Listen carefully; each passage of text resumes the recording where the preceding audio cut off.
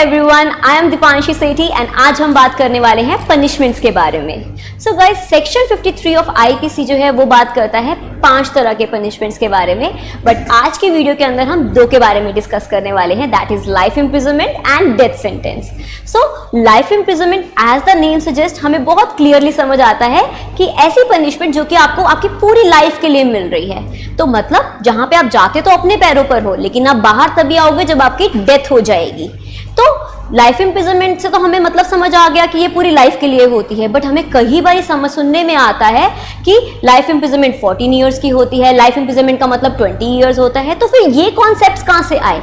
देखो, ये कॉन्सेप्ट्स भी आए तो हमारे आईपीसी और सीआरपीसी से ही, बट लोगों ने इसको ना मिस इंटरप्रेट कर दिया। कैसे, मैं आपको समझाती हूँ। सो देखो, सेक्शन 55 जो है ना, वो बात ये कहता है कि अगर किसी ऑफेंडर को लाइफ इम्प्रिजनमेंट मिली है तो स्टेट के पास ये पावर है कि स्टेट उस पनिशमेंट को कम्यूट कर सकता है।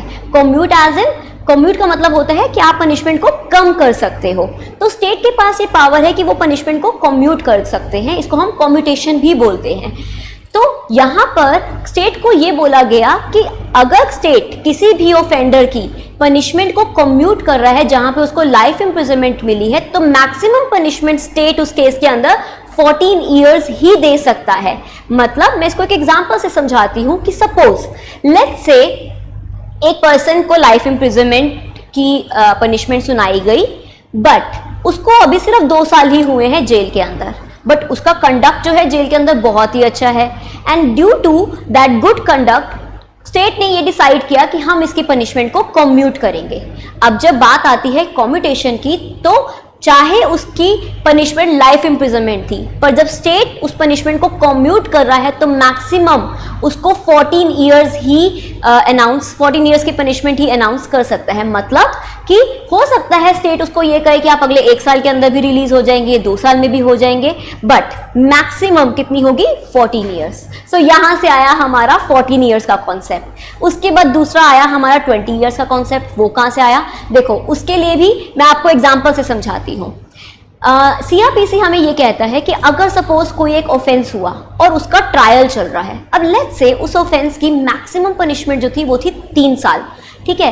तो सीआरपीसी हमें ये कहता है कि अगर उस ऑफेंस का ट्रायल चल रहा है और लेट्स से 1.5 साल पास हो गया है, तो 1.5 साल जैसे ही पास होगा उस पर्सन को बेल पर रिलीज कर दिया जाएगा। क्यों? क्योंकि आप सिर्फ और सिर्फ सोसाइटी के पर्सपेक्टिव से नहीं सोच सकते, you have to think from the individual perspective as well, क्योंकि अभी तक ये डिसाइड नहीं हुआ है कि उस पर्सन ने ऑफेंस किया है। बट अगर ऐसे ट्रायल चलता रहा और लेट्स से 5 साल तक भी ट्रायल कंक्लूड नहीं हुआ, तो जिस ऑफेंस की मैक्सिमम पनिशमेंट ही 3 साल है, उसके अंदर आप उसको 5 साल जेल में कैसे रख सकते हो? तो इसलिए सीआरपीसी का प्रोविजन ये कहता है कि मैक्सिमम आप उसको half of the maximum punishment के लिए ही अंदर रख सकते हो। तो अगर मैक्सिमम पनिशमेंट 3 साल है, आप उसको 1.5 साल के लिए ही अंदर रख सकते हो।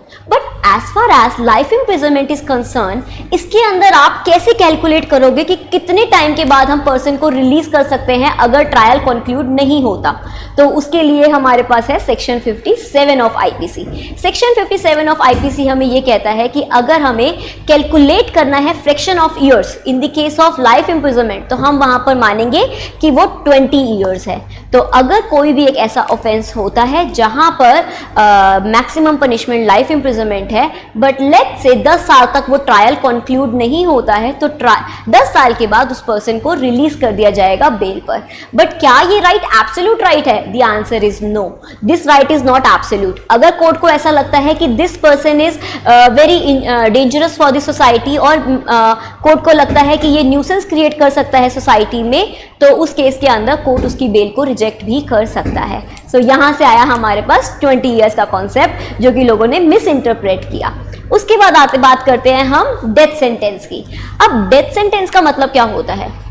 As the name suggest, death sentence का मतलब होता है जब एक पर्सन को पनिशमेंट दी जाती है कि उसको डेथ, उसकी पनिशमेंट है डेथ।